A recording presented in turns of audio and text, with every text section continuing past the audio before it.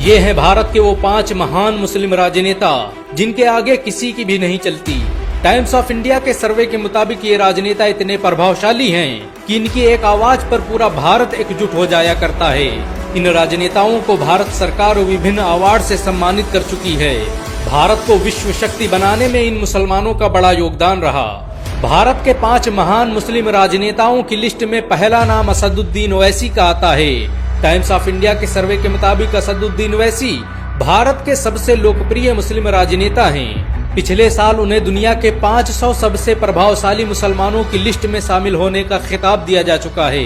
असदुद्दीन ओवैसी को भारत सरकार संसद रत्न अवार्ड से भी सम्मानित कर चुकी है।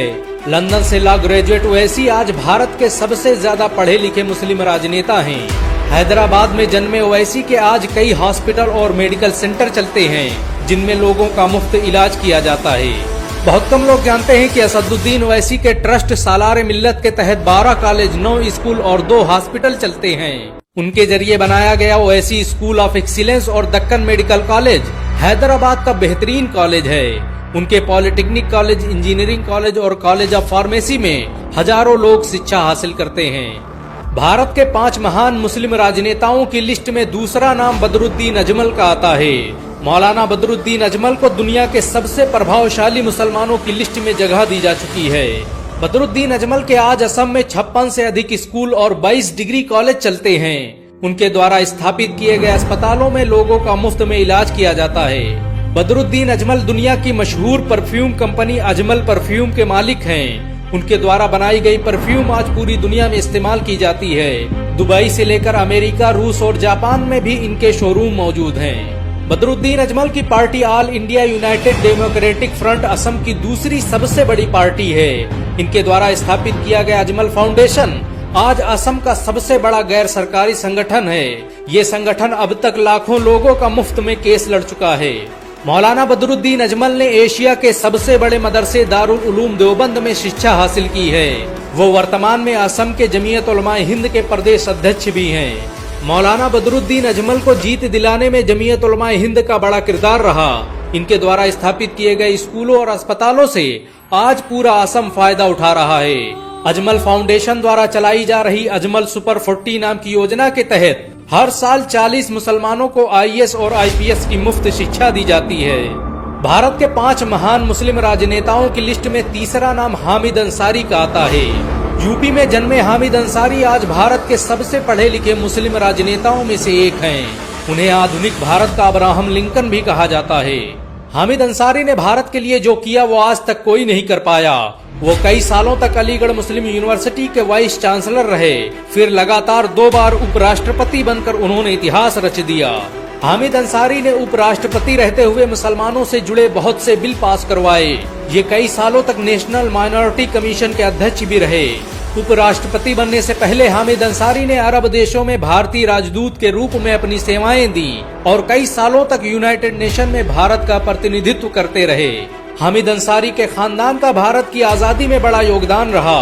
इनके दादा मुख्तार अहमद अंसारी जामिया मिलिया इस्लामिया के संस्थापकों में से थे।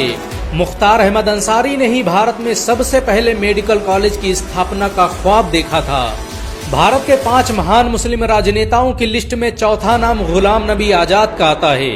कश्मीर में जन्मे गुलाम नबी आजाद भारत के ताकतवर मुस्लिम राजनेताओं में से एक हैं। ये कश्मीर के 7वें मुख्यमंत्री और भारत के 6ठे केंद्रीय स्वास्थ्य मंत्री रहे हैं। ये अकेले मुस्लिम राजनेता हैं जिन्होंने कई बार मुख्यमंत्री पद को ठुकरा दिया।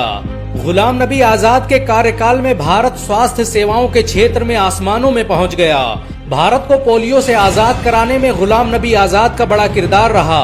सन 2013 में WHO और यूनिसेफ ने उन्हें इसके लिए अवार्ड से भी सम्मानित किया।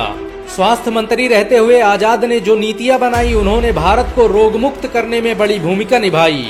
इनकी दौरे हुकूमत में भारत में सबसे ज्यादा अस्पताल और मेडिकल कॉलेज स्थापित किए गए। गुलाम नबी आजाद द्वारा कश्मीर में स्थापित किया गया ट्यूलिप बगीचा आज एशिया का सबसे आधुनिक बगीचा है। ये एशिया का सबसे बड़ा ट्यूलिप गार्डन भी है। गुलाम नबी आजाद की लोकप्रियता का अंदाजा इसी बात से लगाया जा सकता है कि राज्यसभा से उनकी विदाई पर पूरा देश रो रहा था। गुलाम नबी आजाद ने अपनी पूरी जिंदगी देश के लिए वक्फ कर दी। वो 9 बार ऑल इंडिया कांग्रेस कमेटी के अध्यक्ष रहे। भारत के 5 प्रभावशाली मुस्लिम राजनेताओं की लिस्ट में 5वां नाम आजम खान का आता है। रामपुर में जन्मे आजम खान ने ही मुलायम सिंह के साथ मिलकर समाजवादी पार्टी की स्थापना की थी। आजम खान भारत के पहले मुसलमान हैं जो लगातार 9 बार विधानसभा अध्यक्ष रहे। अलीगढ़ मुस्लिम यूनिवर्सिटी से law graduate Azam Khan UP सरकार में सबसे वरिष्ठ कैबिनेट मंत्री थे। इन्हें यूपी का दूसरा मुख्यमंत्री भी कहा जाता था। आजम खान के आज भारत में कई स्कूल और कॉलेज चलते हैं। उनके जरिए स्थापित की गई जौहर यूनिवर्सिटी आज भारत की सबसे बेहतरीन यूनिवर्सिटियों में से एक है। मोहम्मद अली जौहर ट्रस्ट के जरिए बनाई गई ये यूनिवर्सिटी निर्माण और स्थापत्य कला का बेहतरीन नमूना है। 300 एकड़ में फैली इस यूनिवर्सिटी में स्टेडियम से लेकर लाइब्रेरी तक की सुविधा मौजूद है। इस यूनिवर्सिटी में 3000 से अधिक छात्र शिक्षा हासिल कर रहे हैं। मोहम्मद अली जौहर यूनिवर्सिटी में बनी मस्जिद में एक साथ 8000 लोग नमाज अदा कर सकते हैं। ये भारत की अकेली यूनिवर्सिटी है जिसकी स्थापना पर राज्य सरकार का पूरा मंत्रिमंडल मौजूद था। इन सब के अलावा भारत में बहुत से मुस्लिम राजनेता हैं जिन्होंने भारत की अस्मिता, अखंडता और सुरक्षा के लिए अपना सब कुछ कुर्बान कर दिया। भारत को दुनिया में